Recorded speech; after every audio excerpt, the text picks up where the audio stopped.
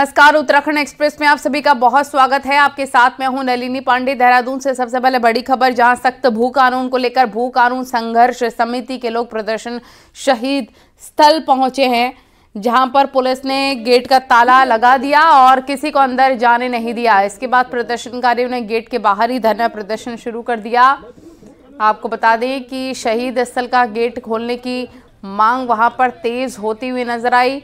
भारी संख्या में पुलिस फोर्स को तैनात किया गया। प्रदर्शनकारियों की मांग है उत्तराखंड में सख्त भू कानून बनाया जाए, जिससे बाहरी लोगों के यहां जमीन पर खरीद फरोख्त पर रोक लग सके। वहीं प्रदर्शन में तब लोग चौंक गए जब वहां एक दूल्हा भी समर्थन देने पहुंच गया।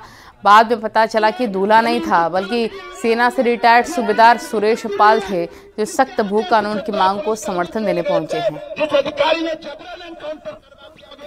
सरकार को हम साफ संदेश देना चाहते हैं, इस राज्य में जिस तरह की लूट जमीनों की मची हुई है, जो कानून आपने बनाया उसमें जो आपने संशोधन किए हैं उनको सबसे पहले आप रद्द कीजिए, जिसको लेकर हम आज यहाँ भूख हड़ताल कर रहे हैं। जो ड्राफ्ट आप लाने जा रहे हैं, जो कानून आप बनाने जा रहे हैं, उसको पहले जनता के लिए सार्वजनिक कीजिए। देखिए, हमारी डिमांड बिल्कुल साफ है। यहाँ के संसाधनों पर हमारा अधिकार होना चाहिए, जिसमें मूल निवास का प्रश्न आता है, और हमारी जमीनें पूरी तरीके से सुरक्षित होने चाहिए, जहाँ पर एक सशक्त भू कानून का प्रश्न आता है। हमने सरकार से सीधी डिमांड करी है कि जो संशोधन 2018 के बाद जमीनों के कानून में धारा 143 में करे गए हैं, जो है 154 में करे गए हैं, वो तुरंत प्रभाव से सरकार को रद्द करने चाहिए। प्रदर्शन में तब लोग चौंक गए जब वहां एक दूल्हा भी समर्थन देने पहुंच गया। बाद में पता लगा कि दूल्हा नहीं था, बल्कि सेना से रिटायर्ड सूबेदार सुरेश पाल थे, जो सख्त भू कानून की मांग को समर्थन देने पहुंचे हैं।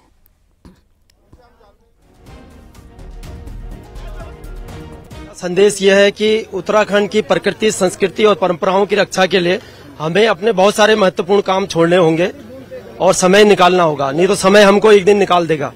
तो उसी क्रम में हम जहां जहां भी भूख हड़ताल हुई है, जहां जहां भी आंदोलन हुए हैं, अपनी प्रकृति, संस्कृति और परंपराओं की रक्षा हेतु हम उपस्थित हुए हैं। मुख्यमंत्री पुष्कर सिंह धामी के निर्देश पर कुमाऊं के सभी 6 जिलों में जमीनों की खरीद फरोख्त के मामलों की जांच जारी है। शुरुआती जांच में 250 से ज्यादा बड़े मामले सामने आए, जबकि छोटी खरीद फरोख्त के मामले ज्यादा होने के कारण इनकी जांच अभी भी जारी है। लेकिन इस जांच के दौरान धर्म के नाम पर बड़ा खेल सामने आया और बिल्डर्स ने धार्मिक कार्यों और ट्रकों के नाम पर जमीन खरीद और इन्हें प्लॉट करके बेच डाला। जांच अधिकारी ऐसे मामले देखकर काफी हैरान हैं।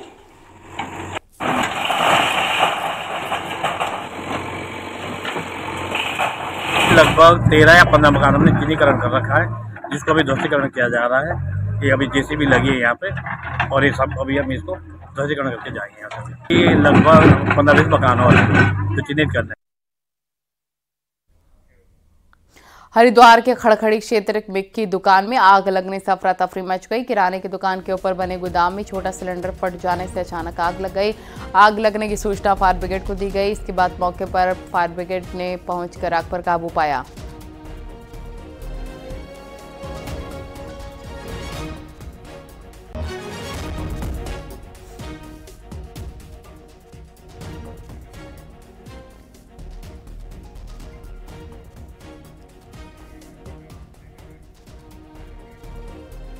मुख्यमंत्री पुष्कर सिंह धामी के निर्देश पर कुमाऊं के सभी 6 जिलों की जमीनों की खरीद फरोख्त के मामले की जांच जारी है। शुरुआती जांच में 250 से ज्यादा बड़े मामले सामने आए हैं, जबकि छोटी खरीद फरोख्त के मामले ज्यादा होने के कारण इनकी जांच अभी भी जारी है। लेकिन इस जांच के दौरान धर्म के नाम पर बड़ा खेल सामने आया। बिल्डर्स ने धार्मिक कार्यों और ट्रस्टों के नाम पर जमीन खरीदी और इन्हें प्लॉटिंग करके बेच डाला। जांच अधिकारी ऐसे मामले देखकर हैरान हैं।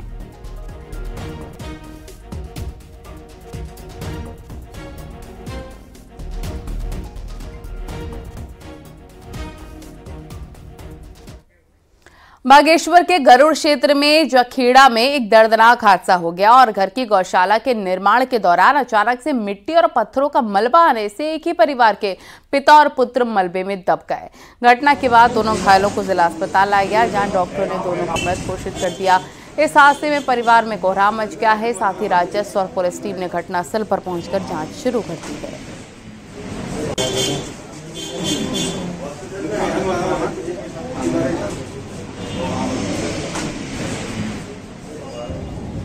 कालारो ग्राउंड ब्लॉक में आता है, पटवारी क्षेत्र चिखेड़ा में, जहाँ एक बाप बेटे दोनों मल्लों में दबने से मौत हो गई। अपने घर के पीछे गौशाला था उनका, गौशाला का निर्माण कार्य चल रहा था। निर्माण कार्य में इन्हें खुदान चल रही थी, खुदान से ऊपर से मल्लुआ आ गया, इनके नीचे से खोदा, इन्हें अचानक मल्लुआ आ गया तो मल्लुए के नीचे दब गए दोनों। तो उनको मतलब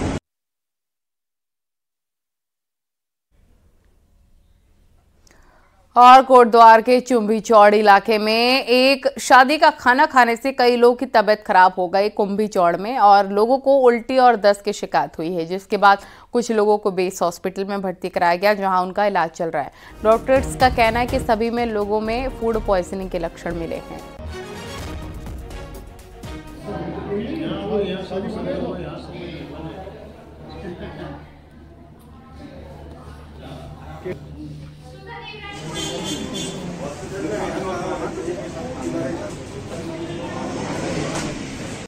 सबको सेम ही सिम्टम है, लूज मोशन और उल्टी, और किसी किसी को बुखार भी है। तो उनमें से 4-5 पेशेंट को काफ़ी ज़्यादा लूज मोशन है, जिनको है ज़्यादा दिक्कत डायरिया वगैरह, उनको हमने भर्ती किया है, और बाकी कुछ स्टेबल है। बट केस काफ़ी आ रहे हैं, धीरे धीरे करके आ रहे हैं। इसका मामला है, शायद ये हो सकता है कि फूड पॉइजनिंग हुई हो। वहाँ पे खाने से ही हुआ सब कुछ, और बस उल्टी और दस्त, उसी से सारा हो रखा है। यहाँ तो 7-8 होंगे ज़्यादा से ज़्यादा। उधम सिंह नगर से खबर, जहां तेज रफ्तार ने 3 लोगों को कुचल दिया है। जसपुर में बेकाबू गाड़ी पलटने से हादसा, इसमें कार सवार 3 लड़कों की मौत बताया जा रहा है। गाड़ी की रफ्तार काफी तेज थी और तेज रफ्तार के कारण ही बेकाबू हो गई और फिर पलट गई। दर्दनाक हादसे में 3 की मौत जबकि 2 लोग घायल हैं।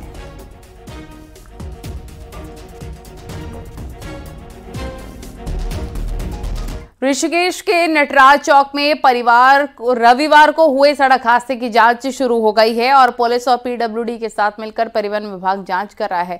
जांच में देहरादून से आए आरटीओ ने पुलिस के साथ घटनास्थल का मौके का मुआयना किया, मौके पर रोड की चौड़ाई को नापा और घटनास्थल पर मौजूद कुछ लोगों से बातचीत की है। घटना क्यों और कैसे हुई होगी, इस संबंध में तफ्तीश की है। आरटीओ ने बताया जांच के बाद ही ये स्पष्ट हो पाएगा कि आखिरकार ऐसा क्या हुआ जो कि इतनी बड़ी घटना घट गई, जिसमें यूकेडी के नेता सहित 3 लोगों की मौत हो गई, 6 से ज़्यादा लोग घायल हैं और कारें भी 6 से ज़्यादा क्षतिग्रस्त हैं।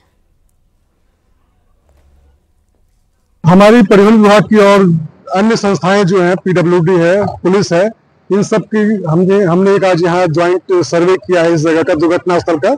ये दुर्घटना जो हुई है कल रात को, जिसमें अभी तक जो बताया जा रहा है 3 व्यक्तियों की मृत्यु हो चुकी है और कुछ लोग घायल भी हैं, कुछ गाड़ियों को नुकसान भी पहुंचा है। तो ये जो दुर्घटना हुई है, इसका क्या कारण रहा होगा और इसमें भविष्य में क्या क्या उपाय किए जाने चाहिए कि ऐसी दुर्घटनाएं न हो। देहरादून में लगातार बढ़ रहे सड़क हादसों को देखते हुए अब एसएसपी देहरादून ने शहर के बोटल नेक और ब्लैक स्पॉट्स का निरीक्षण किया है। स्थानों पर जल्द उचित कार्रवाई के भी एसएसपी ने आदेश दिए हैं। साथ ही एक्सप्रेसवे के शुरू होने से आशा रोडी में पड़ने वाले यातायात के दबाव का आकलन किया। इन हाईवे पर रात के वक्त लाइट की व्यवस्था के भी आदेश जारी किए गए हैं। साथ ही दुर्घटनाओं को रोकने के लिए प्रभावी कदम उठाने तथा संबंधित विभागों को उन स्थानों पर लाइटों, रिफ्लेक्टर, साइन की व्यवस्था करने के आदेश दिए हैं।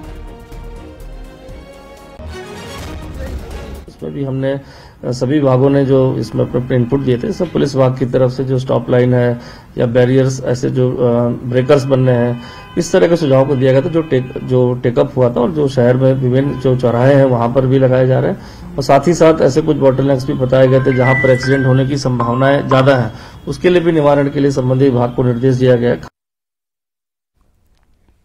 निकाय चुनाव लड़ने की तैयारी कर रहे दावेदारों के लिए खबर है। राज्य निर्वाचन आयोग ने कैंडिडेट की चुनावी खर्चे की सीमा में 50% की बढ़ोतरी कर दी है।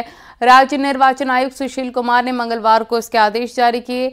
आदेश के मुताबिक नगर निगम मेयर पद पर चुनावी खर्चे को बढ़ाकर 20 से 30 लाख कर दिया गया है।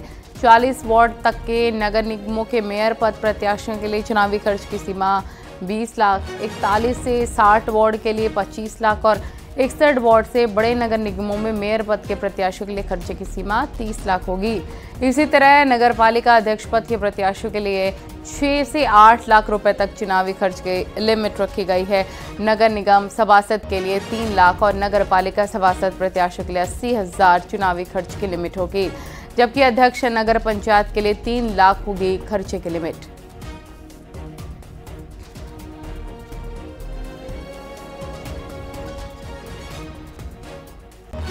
उत्तराखंड कांग्रेस ने निकाय चुनाव की तैयारी तेज कर दी है और कांग्रेस ने निकाय चुनाव के लिए अपने प्रभारी बना दिए हैं। 13 जिलों के लिए चुनाव प्रभारी बनाए गए हैं, जो 30 नवंबर तक सभी जिलों की रिपोर्ट प्रदेश अध्यक्ष करण माहरा को देंगे।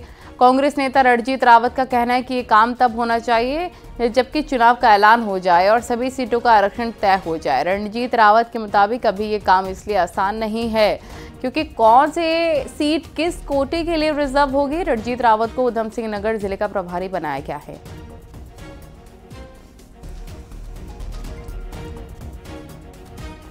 द्वारा न तो चुनाव का नोटिफिकेशन जारी किया गया है और न ही रिजर्वेशन जारी किया गया है। अगर किसी सीट पे जब तक ये पता ही नहीं है कि वो सीट किस वर्ग के लिए आरक्षित है, तब तक उसमें अगर रायशुमारी करने के लिए जाया जाएगा तो काम बढ़ जाएगा। मेरा अपना मत है कि जब रिजर्वेशन आ जाए हर सीट पे कि कहाँ कौन सी सीट जनरल है, कौन सी महिला के लिए है, कौन सी ओबीसी के लिए है, कौन सी एससी के लिए है, कौन सी एससी महिला की है, तो तभी जाकर के उसमें फिर वार फुटेज पे काम किया। और देहरादून से खबर मिल रही है, बीजेपी संगठन के चुनाव फिलहाल अटक गए हैं। बीजेपी संगठन में मंडल अध्यक्ष, जिला अध्यक्ष, प्रदेश अध्यक्ष की दौड़ में शामिल नेताओं को अब कुछ और इंतजार करना होगा वक्त का। बीजेपी ने प्रदेश में निकाय चुनाव होने तक फिलहाल संगठनात्मक चुनाव की आगे की प्रक्रिया रोक दी है। निकाय चुनाव के बाद ही अब पार्टी के सांगठनिक चुनाव कराए जाएंगे। बीजेपी के राष्ट्रीय नेतृत्व ने प्रदेश बीजेपी को पहले निकाय चुनाव पर फोकस करने के निर्देश दिए हैं।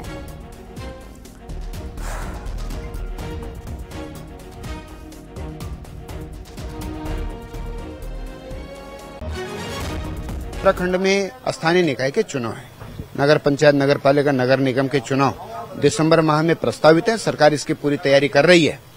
तो केंद्रीय नेतृत्व के निर्देश के आधार पर हम पहले स्थानीय निकाय के चुनाव में लग रहे हैं और उसके बाद संगठन के चुनाव।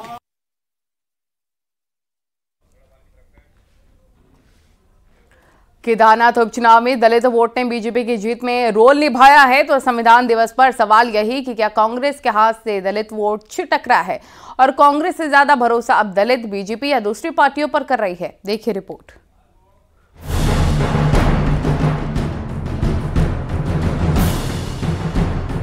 उत्तराखंड में दलित वोट पर कांग्रेस अपना दावा करती है, लेकिन 20,000 दलित वोटर वाली केदारनाथ सीट पर इस बार अनुसूचित जाति के वोटरों ने बीजेपी का साथ दिया।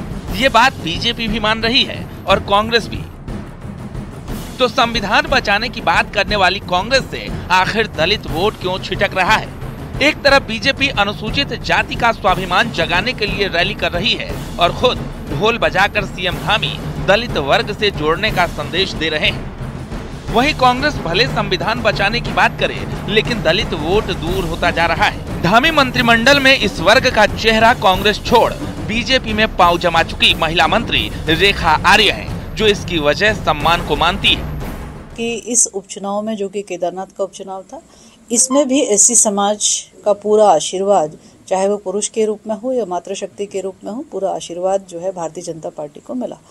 क्योंकि कांग्रेस के नेता एक बार कहते हैं कि दलित समाज के व्यक्ति को मुख्यमंत्री बनाना है और वो फिर वही केदारनाथ या बद्रीनाथ में जाकर कहते हैं कि उन्हें स्वयं मुख्यमंत्री बनना है।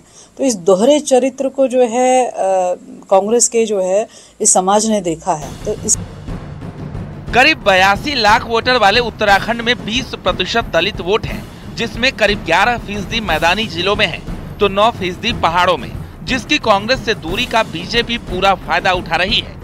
वहीं 2022 में हरिद्वार में बीएसपी ने 2 सीटें मुस्लिम दलित समीकरण पर जीती। कांग्रेस के पूर्व सांसद प्रदीप टमटा इस हाल के लिए पूरी पार्टी पर सवाल खड़े कर रहे हैं। में अगर दलित वोट खिसक रहे हैं तो ये तो हमको, पार्टी को, कांग्रेस को देखना पड़ेगा ना, वो क्यों खिसक रहा है। हम भगवान भरोसे चुनाव लड़ेंगे तो भगवान भरोसे उसके परिणाम भी के लिए भी तैयार रहें। आज केंद्रीय स्तर से लेकर राज्य स्तर तक दलितों की भागीदारी प्रशासन में, शासन में, उनके उत्पीड़न के सवाल को क्या हमने मुखरता से उठाया है क्या?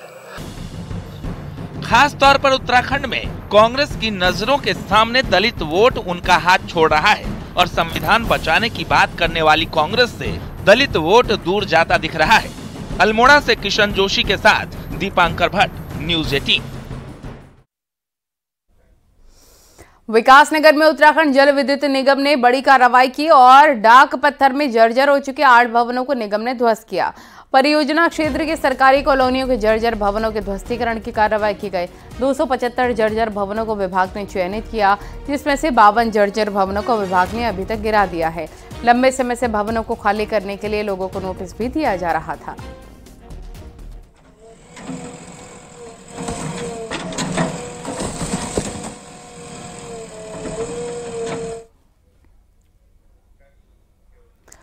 टनकपुर बागेश्वर रेल लाइन का इंतजार कर रहे लोगों के लिए एक अच्छी खबर है। ब्रिटिश काल में जिस रेल लाइन के लिए सर्वे शुरू हुआ था वो अब जाकर फाइनल हो गया है। सर्वे के मुताबिक 170 किलोमीटर लंबी रेल लाइन बनने में 49,000 करोड़ की लागत लगेगी। ऐसे में अगर ये रेल लाइन वजूद में आती है तो चाइना और नेपाल बॉर्डर के करीब भारतीय रेल की पहुंच हो जाएगी। देखिए रिपोर्ट।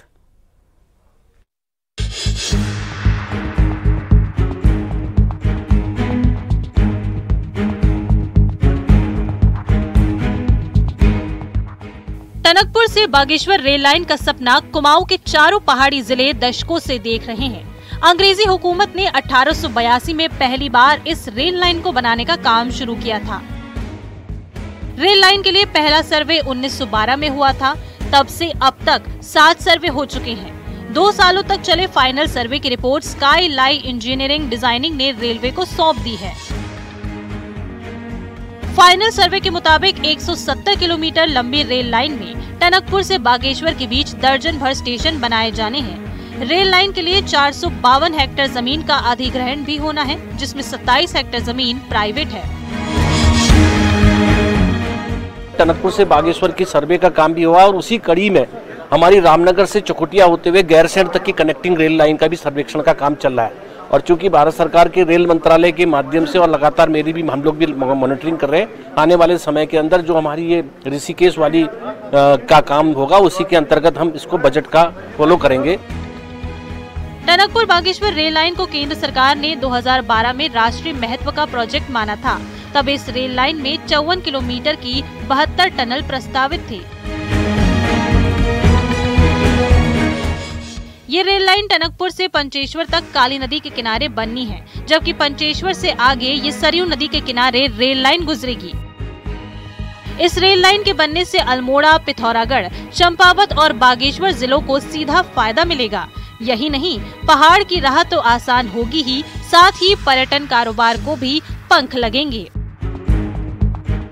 जो आज टनकपुर बागेश्वर रेल लाइन का पूरा सर्वे हो गया है, इससे चाहे पर्यटन की दृष्टि से हो या फिर हमारे यहाँ व्यापारिक दृष्टि से हो, बहुत अधिक मात्रा में यहाँ पर इस क्षेत्र का कुमाऊं का विकास होगा। साथ ही हमारा जैसे टनकपुर जोनजीबी वाला भी चल रहा है, ये भी हो जाता है तो लगभग पूरा कुमाऊं इससे आच्छादित हो जाएगा।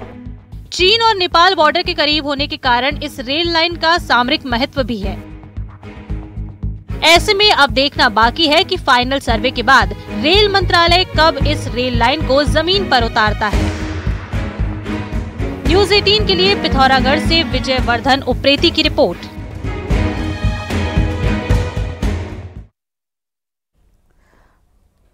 उन्नीसवीं राज्य विज्ञान और प्रौद्योगिकी सम्मेलन का 28 से 30 नवंबर को दून विश्वविद्यालय में आयोजन होगा। यूकॉस्ट और दून यूनिवर्सिटी मिलकर इस प्रोग्राम को आयोजित करने जा रहे हैं। सम्मेलन के उद्घाटन सत्र में राज्यपाल और मुख्यमंत्री भी शामिल रहेंगे। सम्मेलन की थीम जल और प्राकृतिक संसाधन प्रबंध रखी गई है। यूकॉस्ट और दून यूनिवर्सिटी मिलकर इस प्रोग्राम को आयोजित करने जा रहे हैं। तो जल और प्राकृतिक संसाधन प्रबंधन इसकी थीम रखी गई है।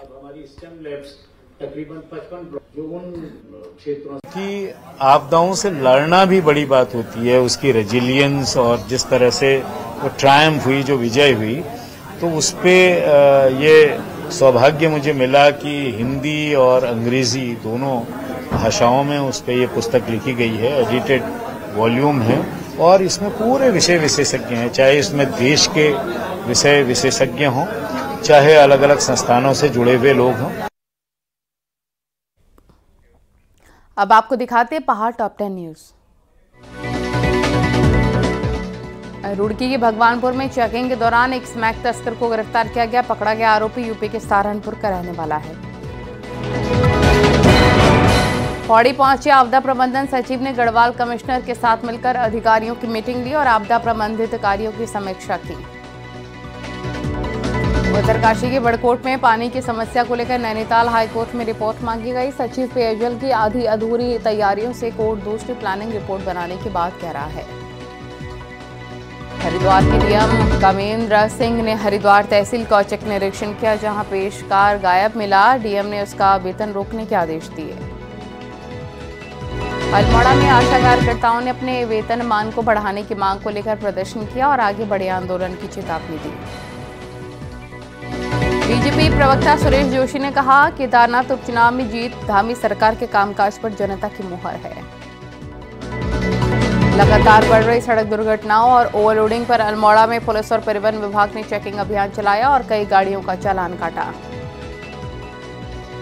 हरिद्वार में गुरुकुल कांगड़ी विश्वविद्यालय में चल रही वॉलीबॉल प्रतियोगिता खत्म हो गई है, जिसमें अमृतसर की गुरु नानक देव यूनिवर्सिटी पहले और कुरुक्षेत्र यूनिवर्सिटी की टीम दूसरे स्थान पर रही। 26/11 के हमले में मारे गए लोगों को हरिद्वार में श्रद्धांजलि दी गई। प्रेमनगर घाट पर इकट्ठा हुए कांग्रेसी कार्यकर्ताओं ने दीपदान कर मृतकों को श्रद्धांजलि दी। हरिद्वार में लक्सर के सामुदायिक स्वास्थ्य केंद्र में टीबी मरीजों को राहत देने के लिए उन्हें पोषण आहार किट बांटी गई, साथ ही टीबी के प्रति जागरूक भी किया गया।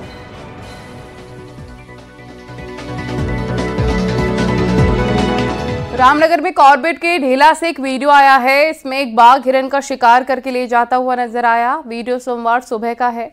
ये वीडियो ढेला के लालढांग के रास्ते का है। इसमें बाघ हिरन का शिकार कर रोड के एक ओर से दूसरी ओर उसे घसीट कर ले जा रहा है।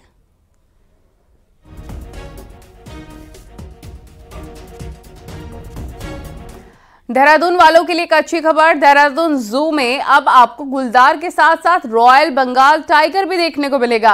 इतना ही नहीं, जू का जंगल वाला एक बड़ा इलाका भी टूरिस्ट के लिए खोल दिया गया है।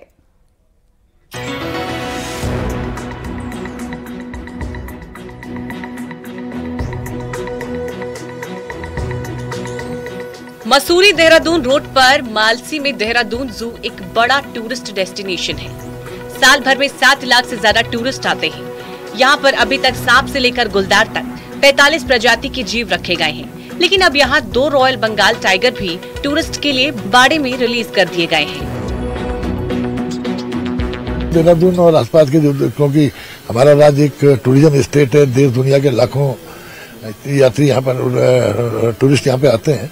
अब इस जू के माध्यम से वो लाभान्वित भी होंगे टाइगर के दर्शन करने में, क्योंकि आप देखते हैं एक टाइगर को देखने के लिए हजारों लोग सेंचुरीज में जाकर के, जैसे हमारे कॉर्बेट पार्क में जाकर के कई लोगों को निराशा लगती है, तो यहाँ आकर के उनको टाइगर का दर्शन होने का अवसर मिलेगा और इससे निश्चित रूप से इसको एक और एक्सपोजर मिला है हमारे जू का। और भविष्य में हम यहाँ पर एक व्हाइट टाइगर लाने का प्लान कर रहे हैं।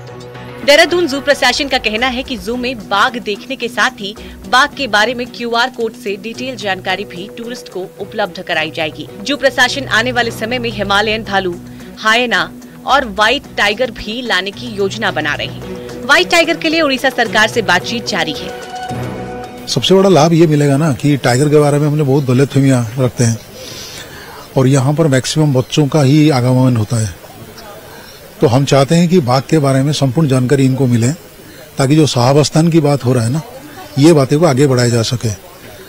वन्य जंतु एक प्रकार के संरचना है भगवान की कि अगर उनको कोई छड़ा छड़ा नाच किया जाए तो फिर वो हमारे ऊपर कोई भी विपदा नहीं करते। इतना ही नहीं, देहरादून जू से एक और अच्छी खबर आ रही है। देहरादून जू 25 हेक्टेयर में फैला है, लेकिन टूरिस्ट के लिए अभी तक 5 हेक्टेयर एरिया ही ओपन रहता था। लेकिन अब जू से लगा जंगल का बड़ा एरिया भी पर्यटकों के लिए खोल दिया गया है, जिसमें टाइगर बाड़ा बनाया गया है। यहाँ आपको टाइगर तारों के अंदर से नहीं बल्कि शीशे की दरवाजे से बिल्कुल सामने नजर आएगा। न्यूज़ 18 के लिए देहरादून से सुनील नवप्रभात की रिपोर्ट।